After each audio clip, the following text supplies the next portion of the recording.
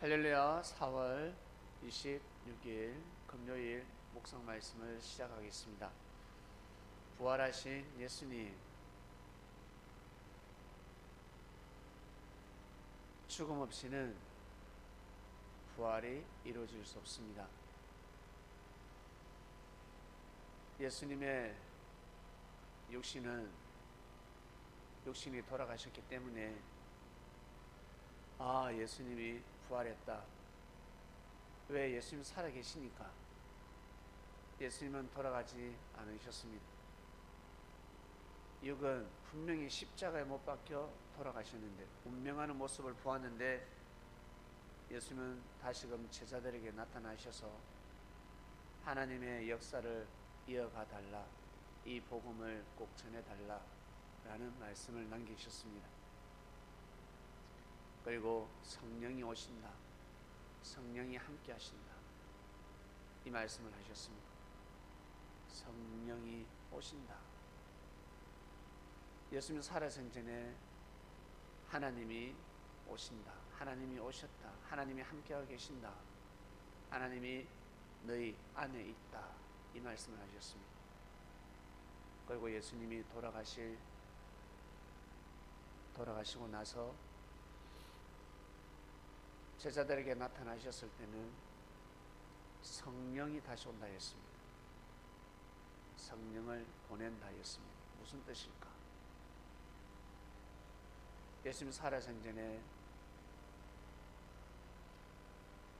하나님에 대한 말씀을 하셨고, 그리고 예수님 돌아가시고 나서는 성령에 대한 말씀을 하셨습니다. 다 예수님 자신을 뜻하는 말씀입니다. 성부, 성자, 성령은 삼위일체입니다. 하나님을 대신해서 예수님이 몸을 쓰고 오셨고, 그리고 이제는 예수님이 다시 오신다 했는데, 내가 다시 오리라까지 말씀을 하셨고, 그리고 성령을 보낸다 했습니다. 하늘이 역사를 하신다라는 뜻입니다. 영으로 하늘이 함께 하신다라는 뜻입니다. 영으로 함께 하리라. 성령은 하늘 언어입니다. 이 세상에서는 쓸 수 없는 단어입니다. 이 세상에서 성령이라는 단어를 쓰지 않습니다. 하늘 언어입니다. 하늘 언어를 말씀하신 것입니다. 그러니까 쉽게 표현하면, 내가 영으로 함께 하리라. 아버지께서 하늘의 은혜로 너희들과 늘 함께 하리라. 그러한 말씀입니다. 어디 안 간다는 뜻입니다. 하나님 역사가 끝나지 않았다. 끝났다는 것이 아니라 끝나지 않았다는 뜻입니다. 왜?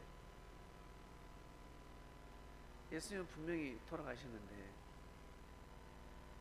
예수님은 돌아가셨단 말이에요. 제자들이 예수님 돌아가신 모습을 보았단 말입니다. 그리고 예수님 육신이 부활한 것을 제자들은 보지 못했습니다. 못 보았습니다. 육신이 신령한 몸으로 변화되었다면 모든 제자들이 다 보았을 것이며, 그것을 계속해서 전파했을 것입니다. 사도 바울이가 바로 개송하지 않았겠습니까? 가마리엘 교법사가 받아들이지 않았겠습니까? 어린아이들은 부모가 사라지면 제일 무섭습니다. 부모가 야단치고 때릴 때가 좋지, 아이들에게 제일 형벌은 부모가 떠나는 겁니다. 부모가 집을 나가는 겁니다. 부모가 사라지면 아이들은 제일 두려워합니다. 그래서 항상 엄마 아빠 손잡고 쫄쫄쫄쫄 따라다니죠.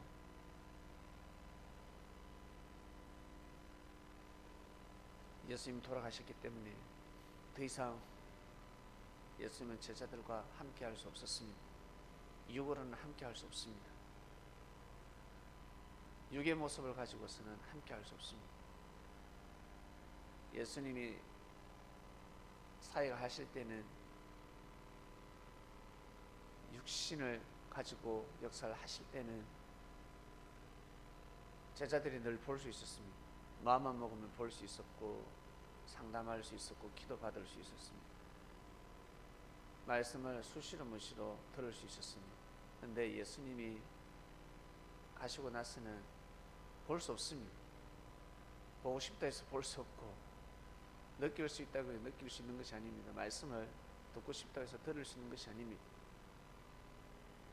신령하지 않으면 믿음 없이는 갈 수 없는 섭리길이 되어버렸습니다. 죽음을 무릅쓰고 이 길을 걸어가야 된다라는 모습을 보여주셨습니다. 그래서 히브리서 12장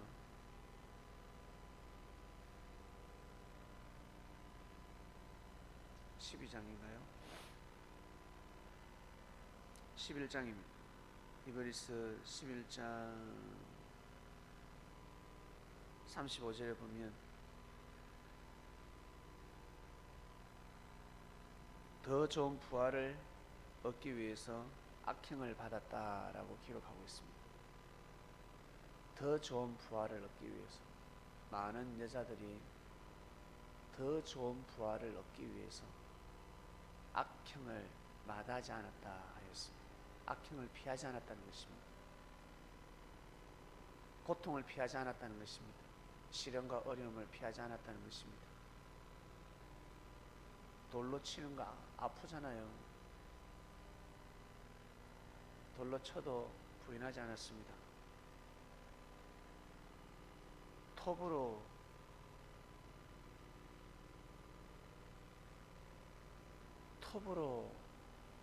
위협했다고 합니다. 톱을 켰다고 합니다. 돌로 치는 것과 톱으로 켜는 것, 시험과 칼에 죽는 것을 당했습니다. 얼마나 고통스러웠을까? 얼마나 아팠을까? 돌로 쳐도 아픈데 톱으로 켰습니다. 토막이죠? 죽습니다.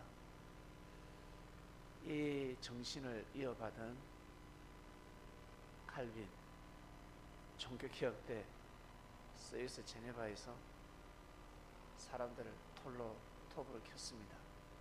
톱으로 사람을 켰습니다.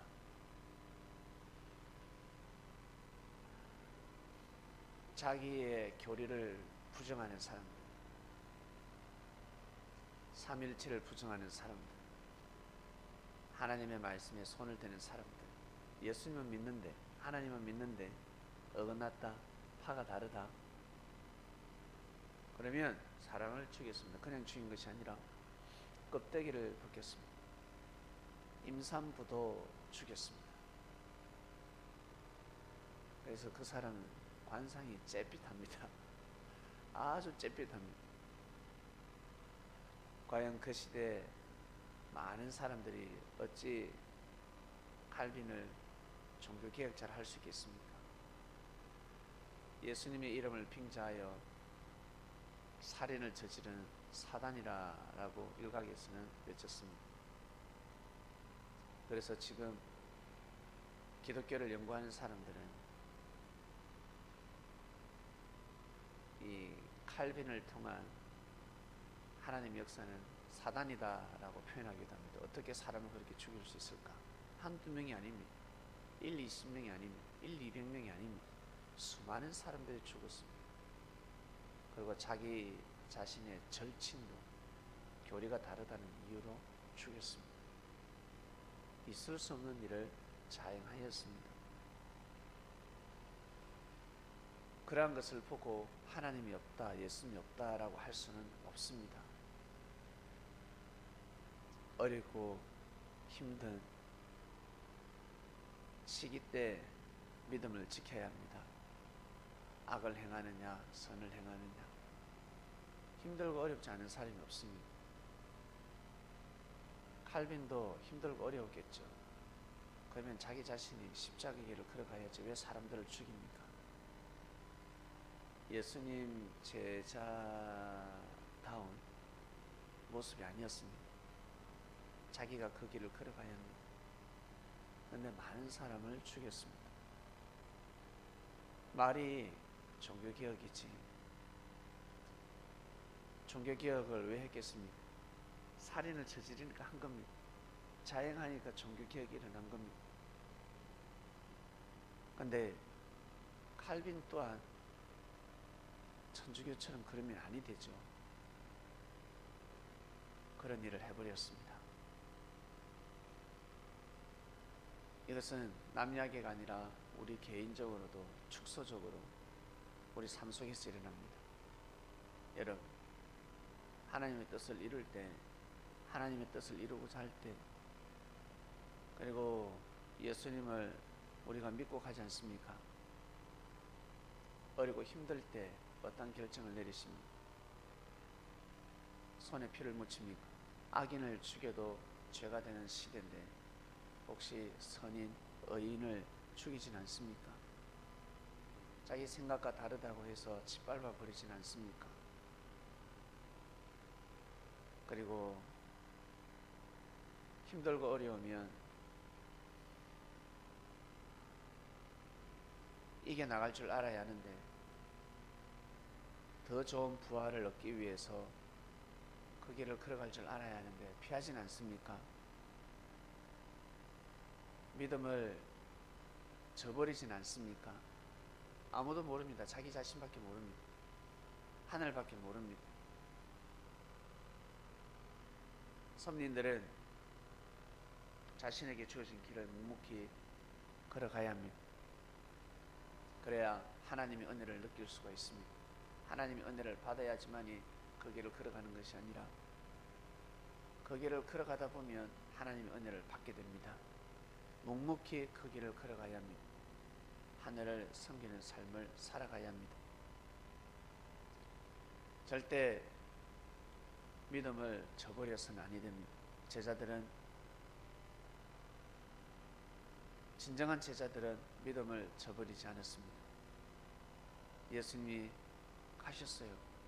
보이지 않습니다. 그러나 외쳤습니다. 예수님 부활하셨다. 누가 부활했는데? 예수님 다시 살아나셨다. 어디 계시는데? 하늘나라 가셨는데 오신다. 다시 오신다 했다. 역시 다시 오신다. 이 믿기가 얼마나 어려운 줄 아세요? 이 말씀 믿기가. 죽는 걸 분명히 봤는데, 그리고 보지도 않았는데 그걸 믿고 외친다는 것이 정말 어렵습니다. 예수님 계시지도 않는데, 보이지도 않는데, 나는 본 적도 없는데 예수님이 그리스도 메시아라는 것을 외친다는 것이 쉬운 것이 아닙니다. 믿음 없이는 외칠 수가 없습니다.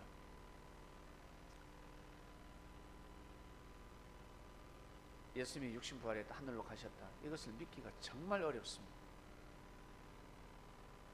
그 당대의 제자들이 그것을 믿기가 얼마나 어려운데, 로마에서 복음을 전할 때 그 수많은 우상들과 사람을 신격하는 종교들을 싸워서 이기기가 얼마나 어렵습니다. 그들보다 믿음이 좋지 않으면 이길 수가 없습니다. 말빨도 뛰어나야 되고 믿음이 뛰어나야 합니다. 그리고 고통과 시련을 끝까지 참고 이겨내야 합니다. 얼마나 많은 시련이 오겠습니까? 선구자들인데 선발 때는 어려운 것입니다. 개척자들은 어려운 것입니다. 뒤에 오는 사람들은 좋은 차를 타고 오죠. 앞에 가는 사람들은 꽃갱이를 들고 가지만 나중에 뒤에 오는 사람들은 자전거를 타고 오고 그리고 차를 타고 옵니다. 그걸 다른 말로 꽃길이라고 합니다. 꽃길. 꽃길을 밟기 위해서는 누군가 앞에서는 피 흘리는 삶을 살아가야 합니다. 그래서 꽃길을 걸어가는 사람들이 교만하게 되면 그 죄는 10배, 100배가 되는 것입니다. 어마어마한 실수를 하고 어마어마한 잘못을 하는 것입니다. 앞에 개척자들은 죄를 죄라고 할 수가 없습니다. 그 누구도 정죄할 수 없습니다.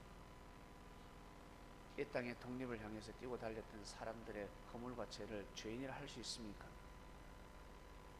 할 수 있겠습니까? 할 수 없습니다.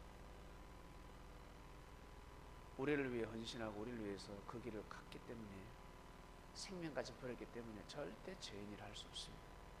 죄인이라고 하는 그 자체가 죄가 되는 것입니다. 맞아 죽습니다. 우리는 참으로 귀한 길을 걸어가고 있습니다. 우리 앞에 수많은 역사가 죽음의 길을 걸어갔습니다. 오늘날 우리가 있는 것입니다. 그들의 후손을 함부로 정죄할 수 없는 것입니다. 큰일 납니다. 죄인이라 하다가는 본인이 죄인이 되는 것입니다. 그래서 모르면 눈을 감고 가야 하는 것입니다.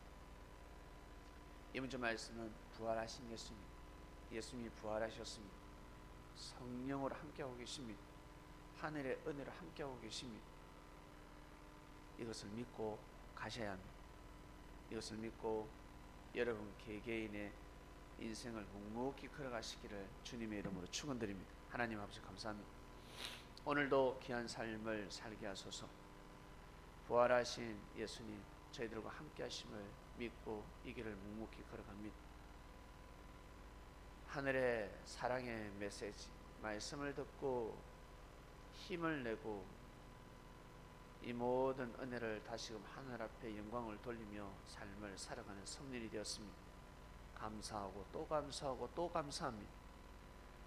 이 모든 기도 사랑하는 예수님의 이름으로 기도드립니다. 아멘.